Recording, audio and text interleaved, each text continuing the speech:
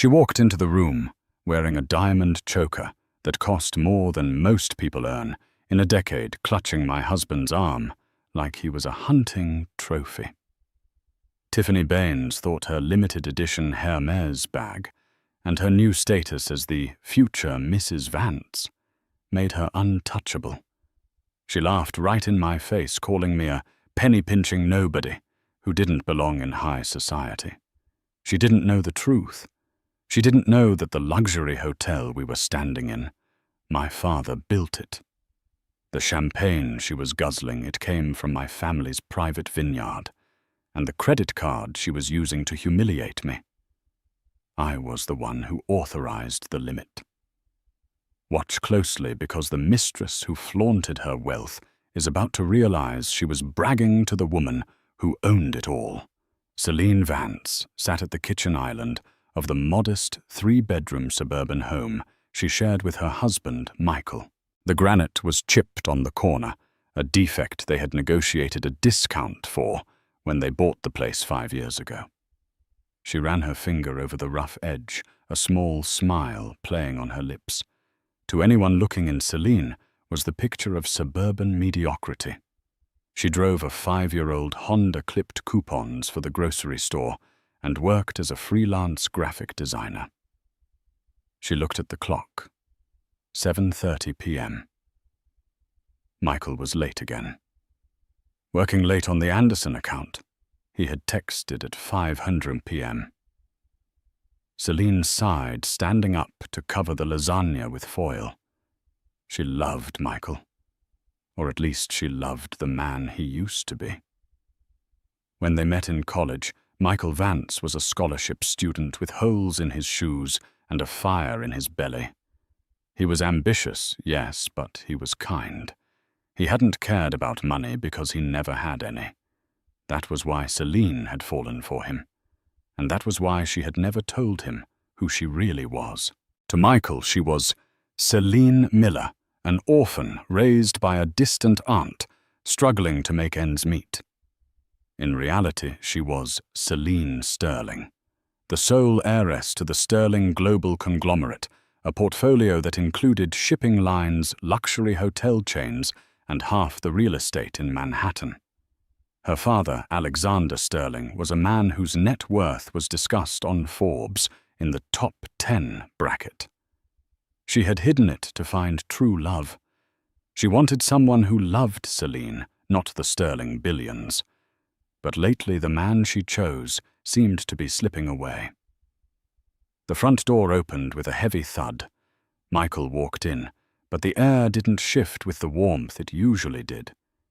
It shifted with the scent of perfume. Baccarat Rouge 540. Heavy, expensive, and definitely not Selene's scent. "You're home," Selene said, wiping her hands on a dish towel. "I made lasagna." Michael didn't look at her. He tossed his keys on the counter keys to the new BMW he had leased last month, against her advice. "I'm not hungry." "Michael, we need to talk," Selene said softly. "You've been distant. The credit card bill came in today. There's a charge for a bracelet at Cartier for $12,000. I assume that's a mistake." Michael froze. He slowly turned to face her. His face wasn't apologetic. It was sneering, a look of utter contempt that Selene had never seen before. "It wasn't a mistake," Michael said, his voice cold. "Then, who is it for?" Selene asked, her heart hammering against her ribs. "It certainly isn't for me." "It's for someone who appreciates the finer things in life, Selene," Michael snapped. "Someone who doesn't make me feel guilty for wanting to live like a successful man. I'm an architect at a top firm, yet I come home to this mediocrity. You act like we're destitute." "I act like we're responsible," Selene countered, her voice steady despite the shock. "Michael, who is she?" Michael laughed, a dry, humorless sound. "Her name is Tiffany, and unlike you, she knows how to navigate the world I belong in. She's a consultant for the firm. She has class. She has taste. Class. Selene raised an eyebrow. Sleeping with a married man is class. We're done, Selene, Michael said, pulling a folded envelope from his jacket pocket and slamming it onto the counter. I've outgrown you. I need a partner who shines not a shadow, who counts pennies. I'm filing for divorce, and since I've been paying the mortgage for the last 2 years, while you played around with your little art projects, I expect you to vacate the house. Selene looked at the papers. She felt a strange sensation. It wasn't just heartbreak. It was a clarifying, icy rage. He thought he was paying the mortgage. He didn't know that her freelance money had quietly paid off the principal of the loan 3 years ago, to lower their interest rates. You're leaving me for a woman because she likes to spend money, Selene asked quietly. I'm leaving you because you're embarrassing, Michael spat. Next week is the Sterling Charity Gala, the biggest networking event of the year. Tiffany got us invitations. I can't walk into a room like that with you wearing a dress from a department store rack. I need to make partner Selene. Tiffany is my ticket. The irony was so thick it almost choked her. The Sterling Charity Gala, hosted by her father. The event she had avoided for 5 years to keep her cover. Get out, Selene whispered. Gladly. Michael sneered. I'm staying at Tiffany's penthouse tonight. Pack your bags. I want you out by Friday. He turned and walked out, leaving Selene standing in the kitchen of a house she owned, rejected by a husband whose career she had secretly bankrolled through anonymous commissions. She picked up her phone. Her hand trembled not from sadness but from the adrenaline of a sleeping dragon waking up. She dialed a number she hadn't called in 3 years. The Sterling residence who is speaking, the crisp British accent of the butler answered. Alfred, Selene said, her voice shifting from the submissive housewife to the commanding heiress she was born to be. Tell my father I'm coming home, and tell him I'm finally ready to wear the crown. 3 days had passed since Michael walked out. Selene had moved back into the Sterling estate, a sprawling mansion in the Hamptons that made the White House look like a guest cottage. The reunion with her father Alexander had been emotional, filled with I told you so's that he politely swallowed for the sake of his daughter's tears. But the tears had dried up quickly. Now, there was only the mission. You want to attend the gala? Alexander Sterling asked, sitting behind his mahogany desk, looking at Selene. He was a formidable man, 60 years old, with silver hair and eyes that could cut glass. Not just attend, Dad, Selene said, adjusting the silk cuffs of her blouse. I want to host it. I want to be announced. It's time Selene Sterling came back from the dead. Alexander smiled a wolfish grin. That's my girl. But if you're going to re-enter society, you need the wardrobe. I'm on it, Selene said. An hour later, Selene walked into Maison du Ciel, the most exclusive high-fashion boutique in the city. This was a place where you needed an appointment just to look at the window display. She was dressed simply, jeans and a white t-shirt, oversized sunglasses covering her face. She wanted to browse quietly before her private fitting scheduled for later. She was looking at a midnight blue velvet gown when a shrill, grating voice cut through the air. Oh, look, Michael. Ideally, I'd want something in crimson, to match the interior of the Porsche. Selene froze. She peered through a rack of silk scarves. There they were. Michael, looking uncomfortable in a suit that was slightly too tight and hanging off his arm, was a woman who looked like she had been dipped in liquid gold and rolled in diamonds. Tiffany Baines. She was stunning in a plastic manufactured way. Blonde extensions, overly filled lips, and wearing a white bodycon dress that left little to the imagination. She was loudly snapping her fingers at a sales assistant. "You bring me the platinum collection and get my fiancé a glass of water. Sparkling, not tap." Michael looked up and his eyes widened. He spotted Selene. For a second, he looked panicked. Then, seeing her jeans and t-shirt, his arrogance returned. He whispered something to Tiffany. Tiffany whipped her head around her eyes, scanning Selene up and down with a look of pure disgust. They walked over. "Well, well," Tiffany said, her voice dripping with faux sweetness. "Michael told me his ex-wife was plain, but he didn't tell me she was homeless." Selene stood her ground. "Hello, Michael. Tiffany, I assume." "That's Ms. Baines to you." Tiffany scoffed. She lifted her hand, flashing a ring. It was a gaudy yellow diamond. "Michael just bought this. It cost more than that sad little car you drive." "What are you doing here? The charity bin is 3 blocks down." "I'm shopping," Selene said, calm. "Just like you."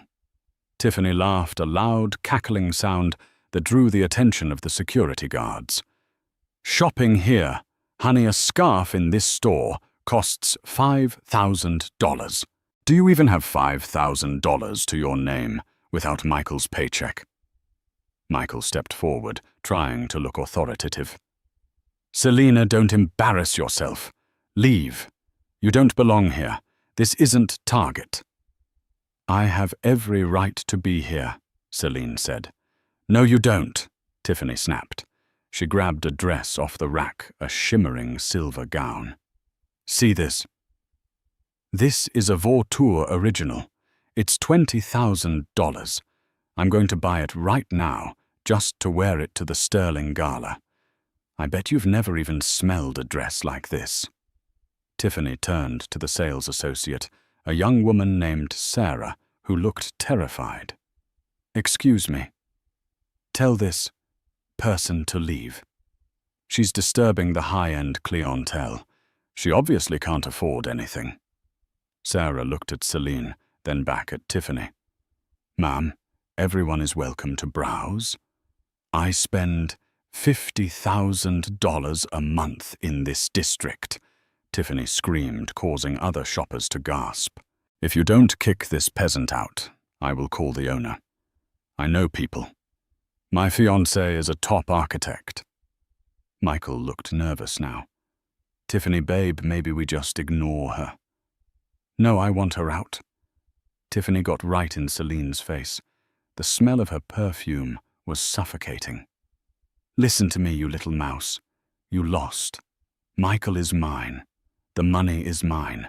The life is mine. You are nothing. You are a nobody who coupons for cat food. Now get out of my sight before I have security drag you out." Selene felt the anger bubbling, but she pushed it down.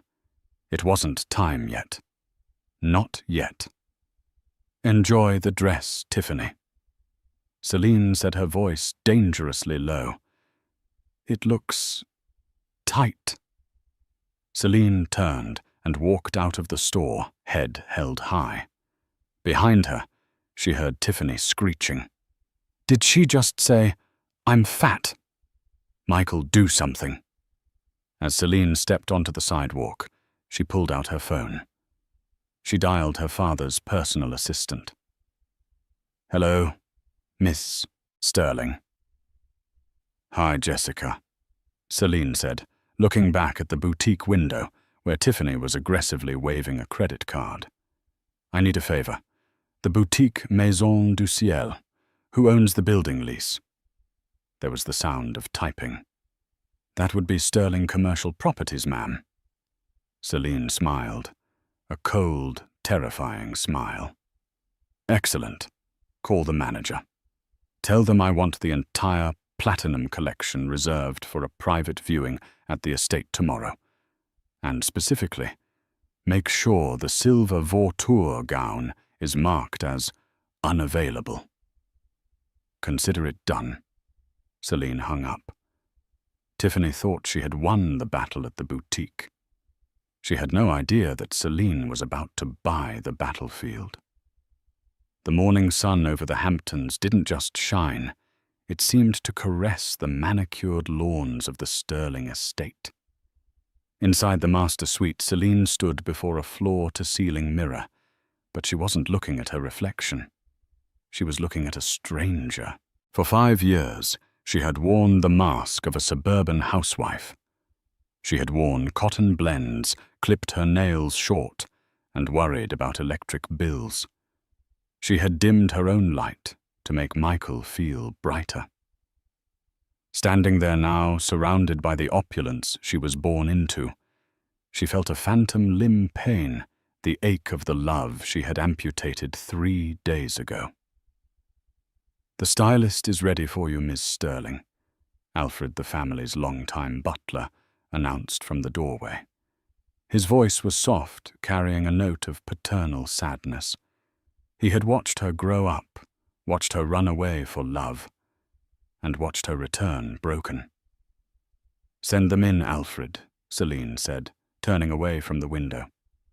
"And Alfred, have the security team do a final sweep of the guest list for the gala. I want to make sure Michael Vance and Tiffany Baines are still seated at table 19.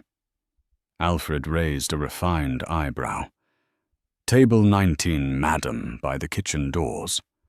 That seems rather drafty." "It's perfect," Selene said, her eyes cold. Meanwhile, 40 miles away in the city, the atmosphere was far less serene. Tiffany Baines stormed into Maison du Ciel like a hurricane in 6-inch Louboutins.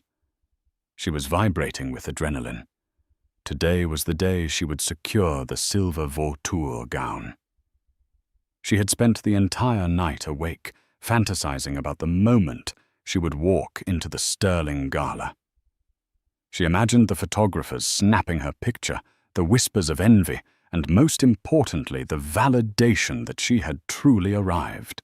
Michael trailed behind her, looking paler than usual. He checked his banking app on his phone again. The balance was dangerously low. His severance package from his previous firm was gone, spent on Tiffany's lease, the car, and the ring. He was banking everything on this gala. If he could land a contract with Alexander Sterling, the money wouldn't matter. But right now, the numbers were screaming at him. "I'm here," Tiffany announced to the empty boutique, flinging her arms wide. "Bring me the dress." The manager, a tall, severe French woman named Madame Clotilde, stepped out from the back office. She did not smile. She did not offer champagne. She stood with her hands clasped in front of her black blazer, her expression unreadable. "Miss Baines," Clotilde said, her accent thick and icy. "Mr. Vance?" "We're in a hurry," Tiffany snapped, placing her gold clutch on the glass counter. "Wrap up the silver vautour, and I'll take the matching clutch. Michael, get the card." Michael reached for his wallet, his hand trembling slightly. "Right. The silver one." "I'm afraid that is impossible," Madame Clotilde said smoothly. Tiffany froze.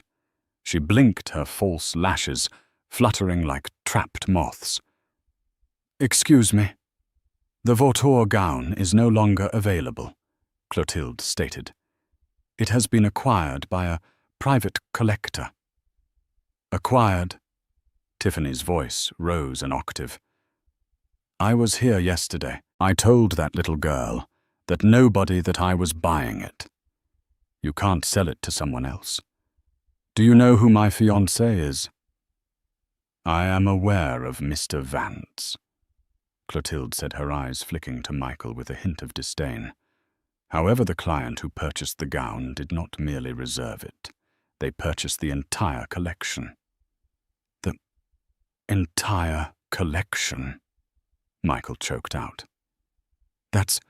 That's hundreds of thousands of dollars." "Indeed," Clotilde said. "The client requested exclusivity. No other pieces from the platinum line will be sold to the public until after the sterling gala. Tiffany's face turned a mottled shade of red. The vein in her forehead began to throb. This is discrimination. Who bought it? Who is she? Is it a celebrity? I bet it's some washed-up actress. I am not at liberty to disclose the client's identity, Clotilde said, signaling to the security guard near the door. However, she did leave a message for you, Miss Baines, specifically for you. Tiffany paused, her chest heaving. A message? Clotilde picked up a small cream-colored card from the counter. She read it aloud, her voice devoid of emotion. Tell Miss Baines that true class cannot be bought off a rack. It is inherited, or earned. She has done neither. Tiffany screamed. It was a primal, frustrated sound that shattered the quiet elegance of the store. She swept her arm across the counter, knocking over a display of perfumes. Bottles shattered, the scent of jasmine and amber filling the air. Tiffany. Michael grabbed her arm, looking around in panic. Stop it. You're making a scene.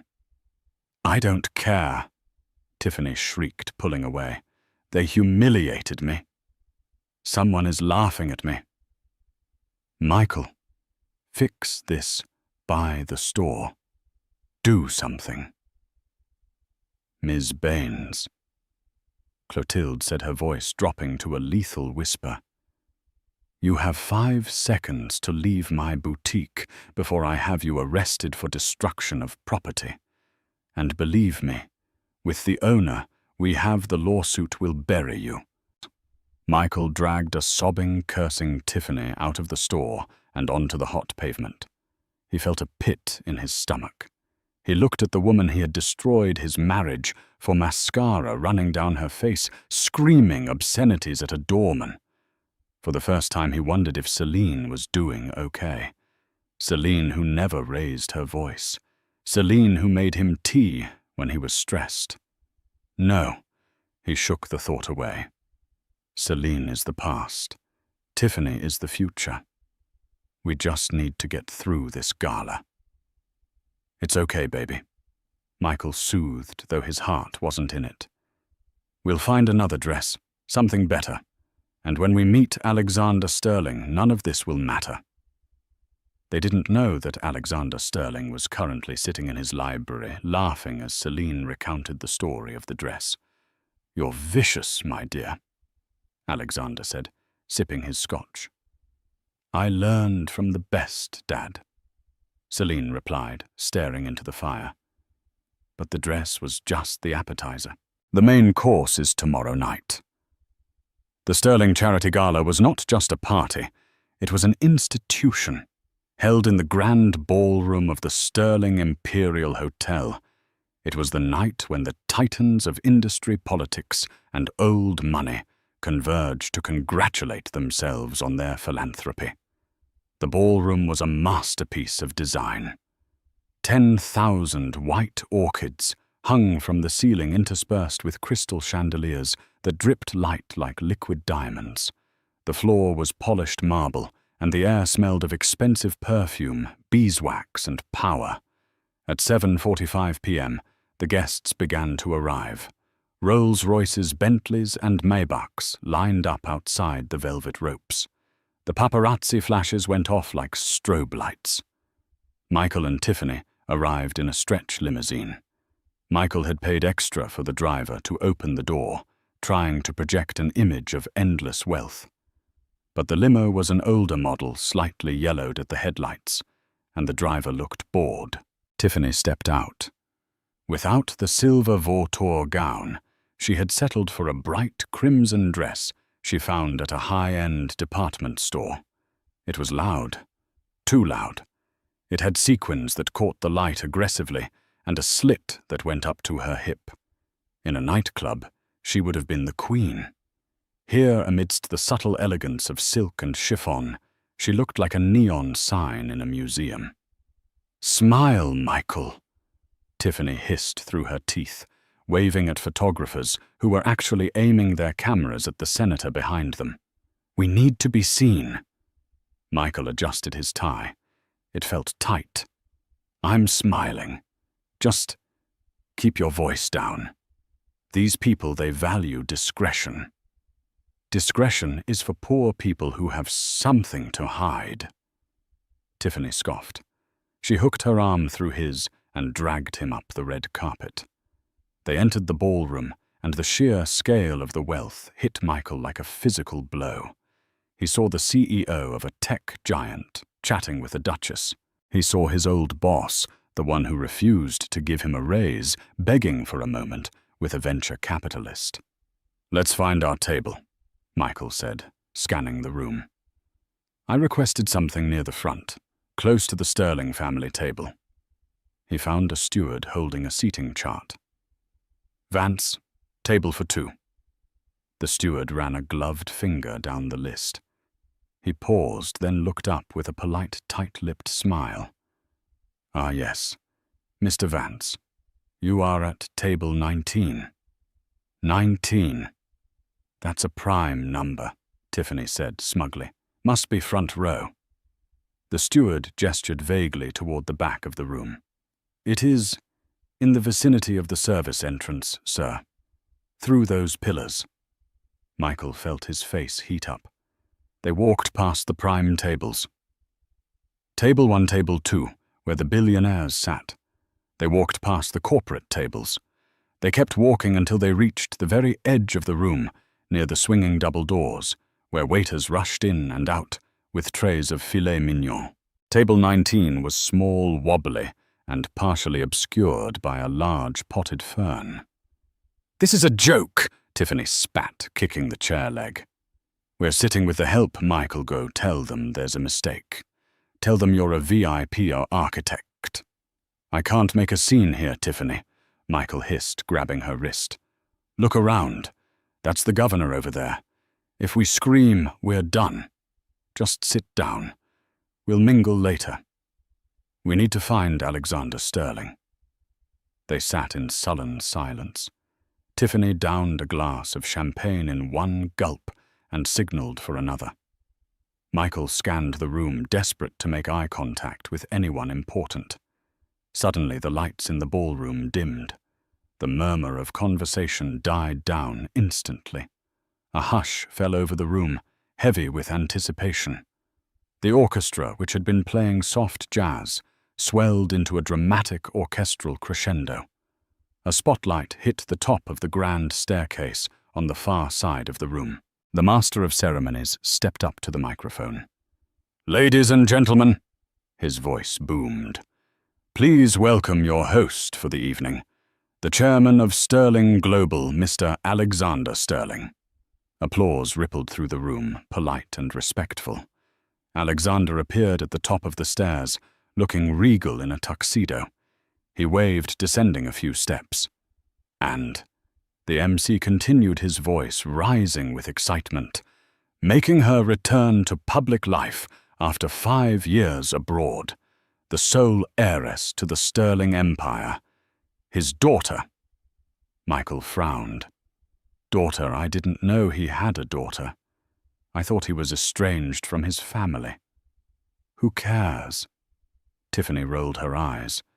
"Probably some spoiled brat." Then she stepped out. The breath left Michael's body. The woman at the top of the stairs was a vision. She was wearing the silver vautour gown, the very dress Tiffany had screamed for yesterday. On this woman, it didn't look like a dress. It looked like liquid starlight draped over a statue. Her hair, dark and glossy, cascaded down her back in waves. She wore a necklace of sapphires and diamonds that glittered so intensely it was hard to look directly at it. She held her head high, radiating a power that made the air in the room feel thinner. She looked like a queen surveying her subjects. She began to descend the stairs, her hand resting lightly on her father's arm. Michael squinted. The lighting was dramatic, casting shadows. There was something familiar about her walk, the tilt of her chin. That dress, Tiffany gasped, clutching the tablecloth. That bitch. That's my dress. She's the one who bought it.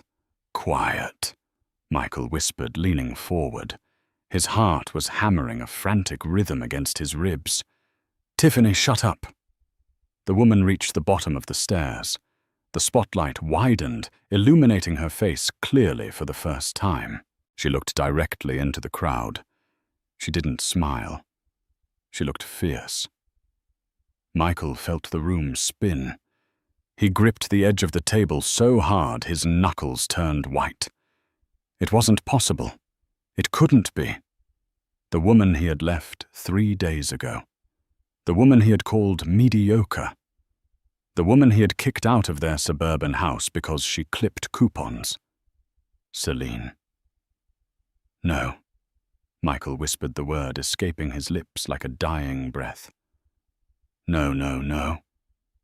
What is it? Tiffany snapped, looking at him. You know her. Michael turned to Tiffany, his eyes wide with a terror she couldn't understand. Tiffany. That's Selene. Tiffany looked back at the staircase. She squinted. She let out a sharp, incredulous laugh. Your ex, the frumpy one. Don't be stupid, Michael. That woman is dripping in millions. Your ex wears sweaters from Walmart.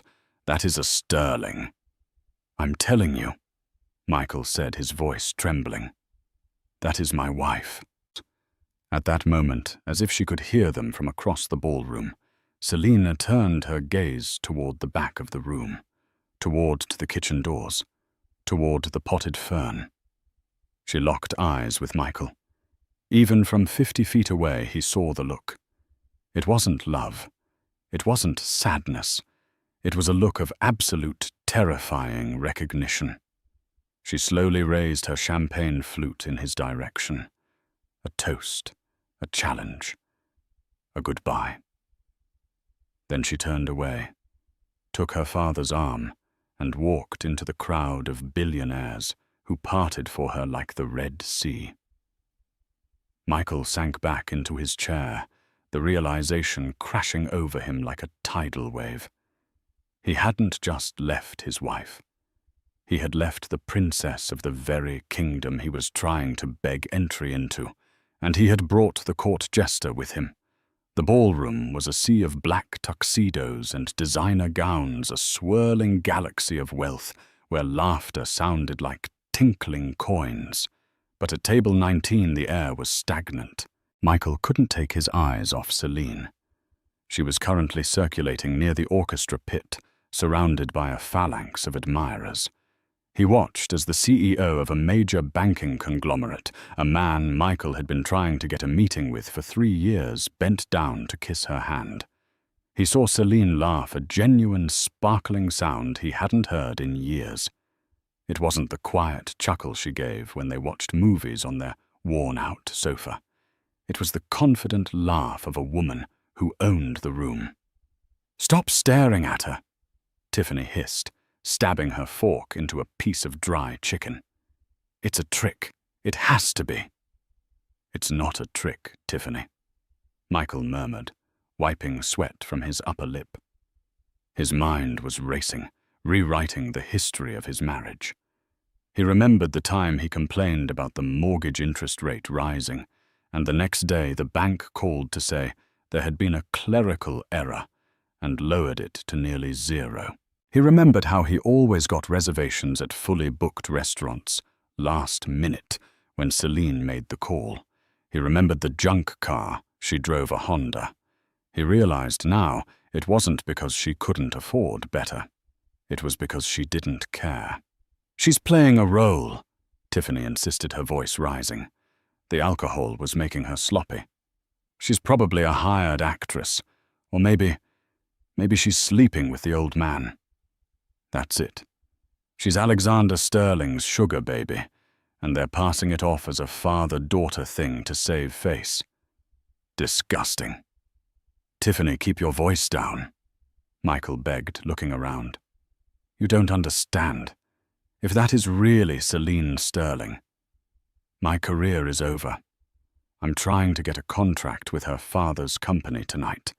If she tells him what? Tiffany snapped. That you upgraded, that you left a boring housewife for a woman with style, any man would understand that. She stood up, smoothing down her sequined red dress. I'm going to the bathroom, and on the way back I'm going to walk right past her. I want to see the panic in her eyes when she realizes we aren't afraid of her. Tiffany, don't. But she was already walking away, her hips swaying aggressively, cutting a path through the crowd like a crimson blade. Michael sat alone at the wobbly table. He felt small. He looked at the portfolio case under his chair, filled with his architectural designs. He had felt so proud of them this morning. Now they felt like drawings made by a child in crayon. Across the room, Selene saw the flash of red sequins approaching. She didn't flinch. She was currently speaking with Mr. Henderson, the head of the city zoning board.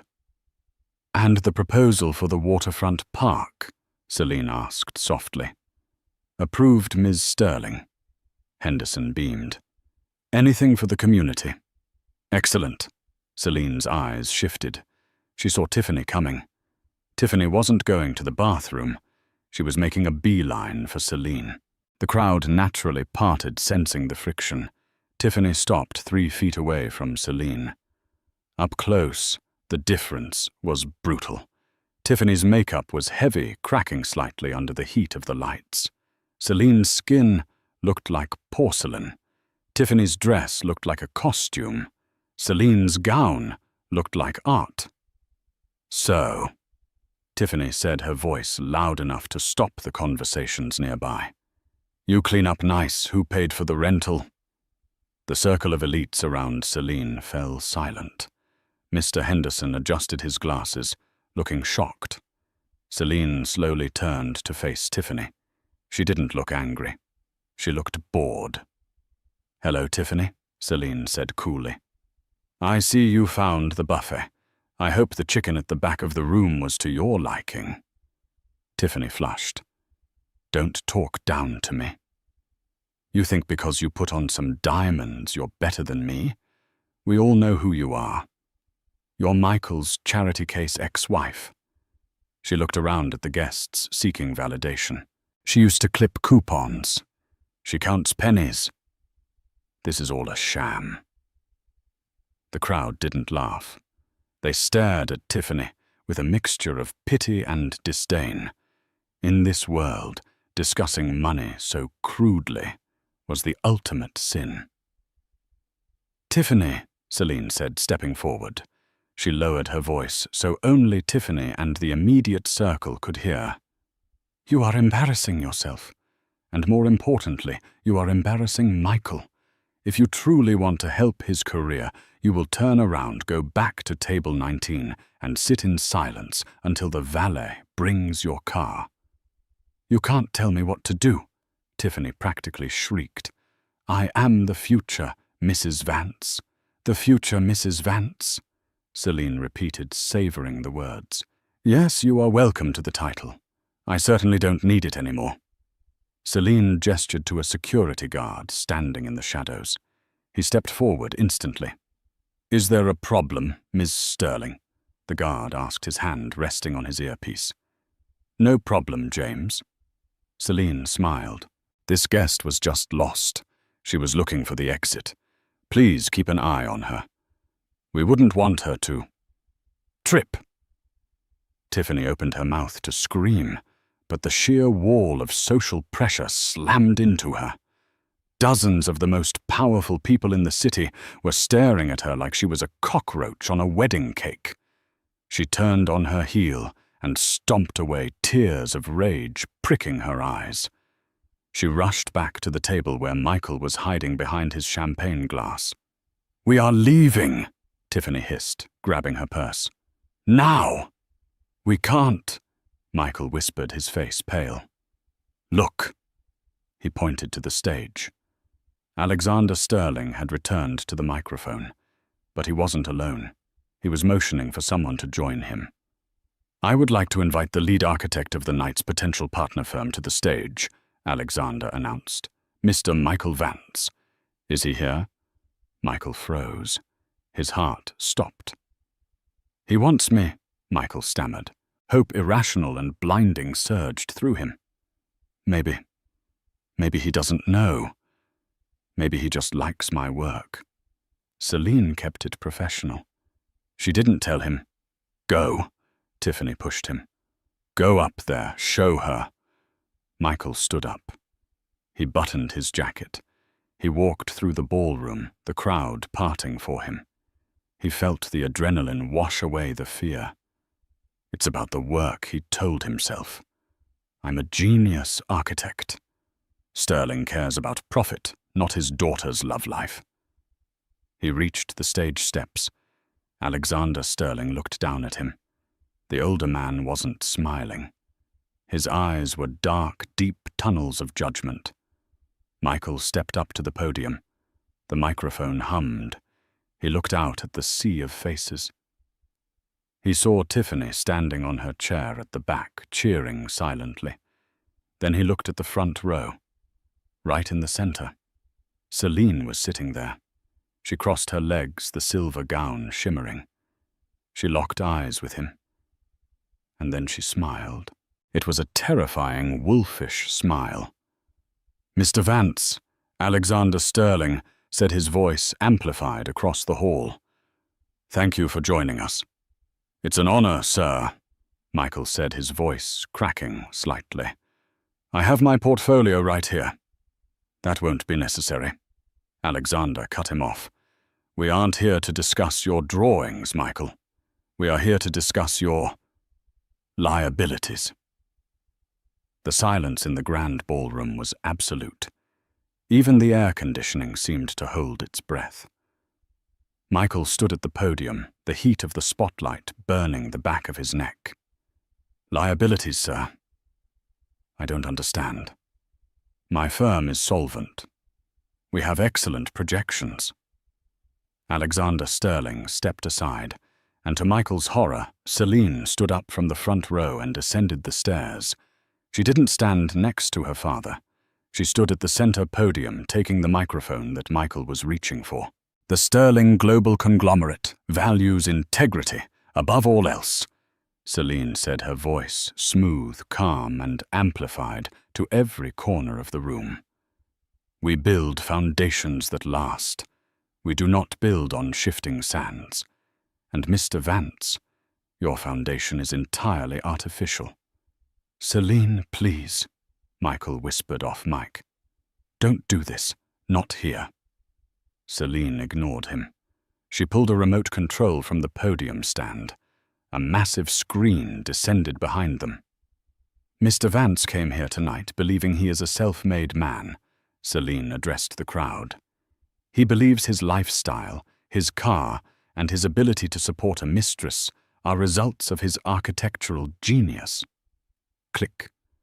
The screen flared to life. It showed a bank statement, a joint account under the name Vance Household. For 5 years, Selene narrated, I transferred funds into this account under the guise of freelance graphic design work. In reality, this money came from my private trust. It paid off the mortgage of our home in year 2. Michael, you thought you were paying the mortgage every month? No. You were paying into a savings account I set up for you. A savings account you liquidated 3 days ago to buy a yellow diamond ring. A gasp rippled through the crowd. Michael felt his knees buckle. He had drained that account. He thought it was equity. Click. The screen changed. It showed a document from a car dealership.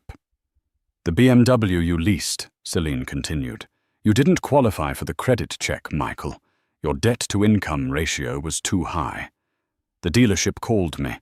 I co-signed as a guarantor using a shell corporation.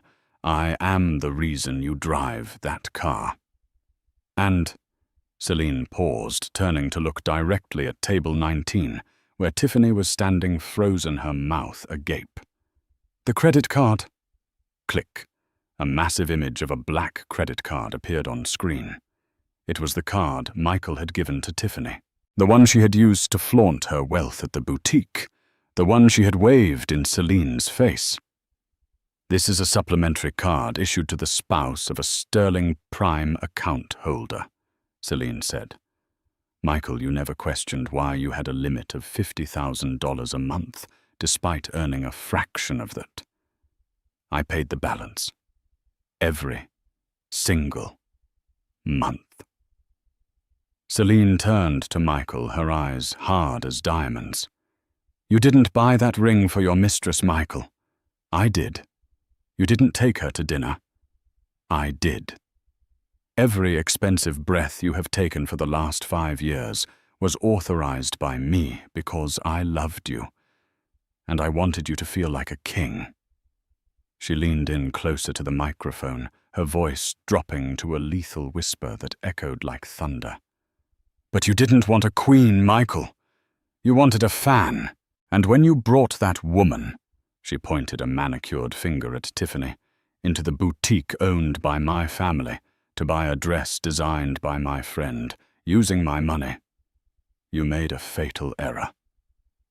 Michael was trembling violently. He looked at the crowd. They weren't looking at him with respect anymore. They were looking at him like he was a fraud, a parasite.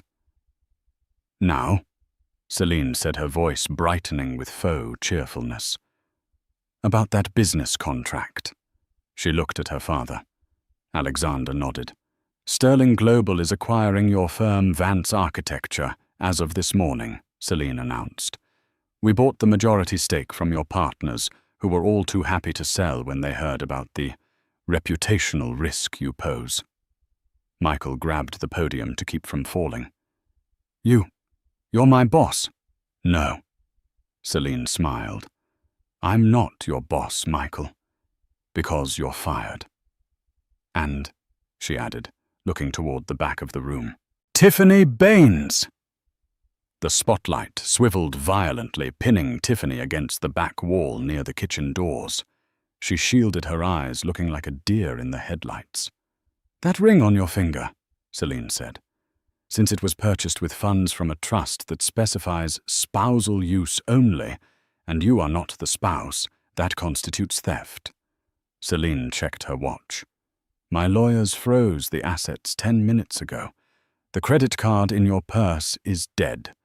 The car valet has been instructed not to release the BMW, as the guarantor me has revoked privileges." "So," Selene concluded, looking at the two of them. Michael broken on stage, Tiffany trapped in the spotlight. "You are welcome to leave, but you'll have to walk. And Tiffany, you might want to run. The ring is technically stolen property, and I believe the police are waiting in the lobby." Selene placed the microphone back on the stand.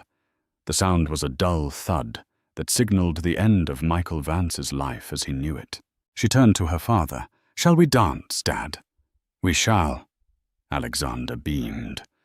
As the orchestra began to play a waltz, security guards, gently but firmly, escorted a weeping Michael off the stage. At the back of the room, Tiffany was seen frantically trying to pull the ring off her swollen finger as 2 officers approached her. Michael looked back one last time. He saw Selene spinning in the arms of her father, the silver dress flaring out like a supernova. She didn't look back. She didn't look sad.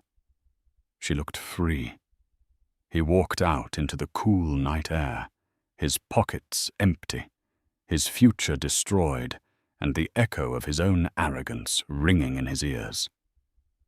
The heavy oak doors of the Sterling Imperial Hotel closed behind Michael and Tiffany, with a finality that felt like a prison sentence. The muffled sounds of the orchestra and the clinking of crystal faded, replaced by the harsh ambient noise of the city street. It was raining, a cold, miserable drizzle that slicked the pavement and soaked through Michael's thin tuxedo jacket instantly. "Do something!" Tiffany shrieked, her voice raw. The mascara was now running in earnest, creating black streaks down her cheeks. Call a car. Call a lawyer. You said you were the architect of the future. Fix this. Michael stared at his phone. The screen was cracked, a spiderweb fracture from when he had dropped it in his haste to leave the stage. He had 0 notifications, no congratulations, no job offers, just an alert from his bank account overdrawn. I can't, Michael whispered, his voice hollow. She froze everything, Tiffany. The cards, the accounts. It's all gone. The ring. Tiffany frantically tugged at the yellow diamond on her finger. Her knuckle was swollen from the salty food and the alcohol. It's stuck. Help me get it off before they come. But it was too late. 2 officers who had been discreetly waiting by the valet stand stepped forward. They didn't look angry. They looked tired, like they had seen this scene 1,000 times before. Ms. Baines, one officer asked, we have a report of grand larceny regarding a piece of jewelry in your possession. The claimant, Ms. Selene Sterling, has provided proof of purchase and a statement that the item was unauthorized for transfer. It was a gift, Tiffany yelled, backing away. My fiancé gave it to me. A fiancé who used a corporate card he wasn't authorized to use for personal gifts, the officer corrected calmly. You can hand it over now, or you can come down to the station and we can have it removed there. Your choice. Michael watched as Tiffany, the woman who had sneered at Selene for wearing department store rags, used her teeth to help pry the ring off her finger. She threw it into the officer's evidence bag, with a sob of pure materialistic grief. You are pathetic, Tiffany spat at Michael as the officers took her information. I'm going to my mother's. Don't call me. Don't text me. If I ever see you again, I'll scream. She hailed a yellow cab, not a limo, not an Uber, black, and vanished into the rainy night. Michael was left standing alone on the curb. The valet looked at him, keys in hand. Sir, the BMW. Michael opened his mouth to ask for the keys, then remembered Selene's words. Guarantor revoked. Keep it, Michael croaked. He began to walk. He walked for 40 blocks, his expensive Italian loafers blistering his feet, the rain ruining the silk lapels of his suit. He walked all the way back to the small, damp apartment he had rented for Tiffany, the one he could no longer pay for. The next morning, the sun rose, but it brought no warmth to Michael Vance. He arrived at his architecture firm at 9:00 a.m., hoping that maybe, just maybe, Selena had been bluffing. Maybe he still had a job. Maybe he could salvage his reputation. His key card didn't work. The little light on the reader blinked an unforgiving red. A security guard Michael had never bothered to learn the name of, opened the door. He held a cardboard box. Mr. Vance, the guard said, not making eye contact. Your personal effects. You are not permitted on the premises. I need to speak to the partners, Michael demanded, though his voice lacked any authority. I built this firm. The firm is under new management, the guard said, handing him the box. It was light, a framed photo of him and Tiffany, a stapler, a coffee mug that said, Boss. Sterling Global is doing a full audit. They suggested you get a lawyer, but, well, good luck finding one who will go against the Sterlings. Michael took the box. He sat on a bench in the park across the street, watching the building he used to walk into, with his head held high. Weeks turned into months. The divorce was swift and brutal. Michael had no money for a high-powered attorney, so he ended up with a court-appointed representative who looked bored. Selena didn't even show up to court. She sent a team of 5 lawyers in grey suits who laid out the paperwork with surgical precision. Michael walked away with nothing. No alimony. No assets. Just the debt he had accrued on his own personal credit cards, trying to keep up the facade of a billionaire lifestyle. He moved into a basement studio in Queens. He applied to other firms, but the name Sterling was a gatekeeper. No one wanted to hire the man who had publicly humiliated the industry's most powerful heiress. He was radioactive. 6 months later, Michael was working the counter at a hardware store. It was honest work, but it was hard. His hands, once used for drafting delicate blueprints, were now rough from hauling bags of cement. It was lunchtime. He sat on a milk crate in the back alley, eating a cold sandwich. A discarded newspaper lay on the ground next to him. The wind blew the pages open. Michael froze. There on the cover of Business and Life magazine was Selene. She wasn't wearing a ball gown. She was wearing a hard hat and a white blazer, standing in front of a massive, gleaming skyscraper, the new sustainable housing project that Vance Architecture had failed to design, but which Sterling Global had successfully built. The headline read, "The Queen of Acquisitions." How Selene Sterling redefined the city skyline and found happiness on her own terms. She looked radiant, strong, and completely, utterly indifferent to the past. Next to her in the photo stood a man. He was tall with kind eyes and a rugged look. The caption identified him as Julian Thorne, a renowned landscape architect and her partner in business and life. Michael stared at the photo. He remembered the coupon clipping. He remembered the quiet nights. He remembered the woman who had loved him when he was nobody. He realized then that he hadn't just lost a fortune. He hadn't just lost a career. He had been holding a diamond in his hand, mistook it for glass, and threw it away to pick up a piece of glitter that washed away in the rain. Michael closed the newspaper. He finished his sandwich. "Vance," the manager yelled from inside. "Customer needs help with the plumbing aisle." "Coming," Michael said. He stood up, dusted off his apron, and walked back into the mediocrity he had once feared knowing, now that it was exactly what he deserved. And that is the story of Michael and Tiffany. They chased the illusion of wealth so hard that they ran right past the reality of it. Michael spent 5 years looking for a better life, never realizing that the woman cutting coupons at his kitchen table could have bought and sold his entire world 10 times over. He wanted a partner who shone like gold, but he forgot that gold is cold, heavy, and lifeless. Selene, on the other hand, proved that true class isn't about how much you spend. It's about knowing your worth and never letting anyone discount you. What do you think? Did Selene take her revenge too far? Or was it exactly what Michael and Tiffany deserved? If you were Selene, would you have revealed your identity sooner? Let me know in the comments below. I read every single one. If you enjoyed this story of karma and justice, please hit that like button. It really helps the channel. And don't forget to subscribe and turn on the notification bell so you never miss a story about cheaters getting exactly what's coming to them. Thanks for watching, and I'll see you in the next one.